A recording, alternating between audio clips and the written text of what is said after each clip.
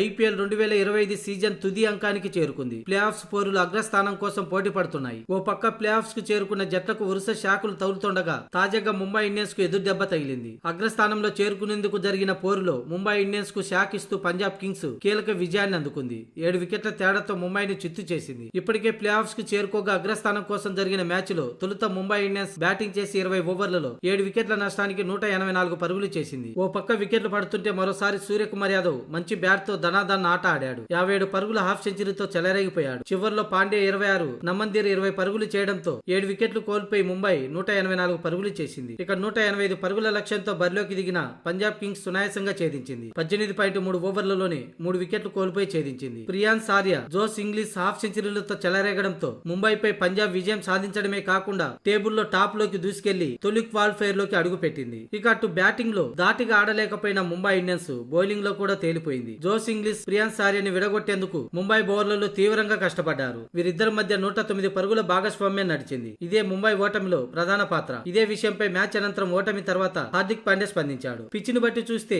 ఇంకొక 20 పరుగులు తక్కువ చేశామని అనిపించింది. అటు బౌలింగ్ కూడా సరిగ్గా ప్రదర్శించలేకపోయాం. ఈ పిచ్చిపై పేస్ స్పిన్నర్ కాంబినేషన్ పనిచేస్తుందని భావించాం కానీ ఫలితం కోరినట్లు రాలేదని హార్దిక్ అన్నాడు. పంజాబ్ బ్యాటర్లు అద్భుతంగా ఆడారు. జోస్ ఇంగ్లీష్, ఆర్య తమ బౌలింగ్ పై అటాక్ దిగారు. వారిని త్వరగా విడదీసి ఉంటే ఫలితం మరోలా ఉండేదని హార్దిక్ అన్నాడు. ఇక ఇప్పుడు మేము ఎలిమినేటర్ లోకి వెళ్తున్నాం. ఫైనల్ లోకి వెళ్లాలంటే 2 మ్యాచ్లు ఆడవలసి ఉంది. ఇక నుంచి మాకు మరింత కఠిన సవాల్. ప్రతి మ్యాచ్ ఫైనల్ లాంటిది. ఈ మ్యాచ్ ను పాఠంగా తీసుకొని నాకౌట్ దశ కోసం సిద్ధంగా ఉంటామని, అందుకే తగినంత ప్రణాళికలతో బరిలోకి దిగుతామని హార్దిక్ పాండ్యా తెలిపాడు.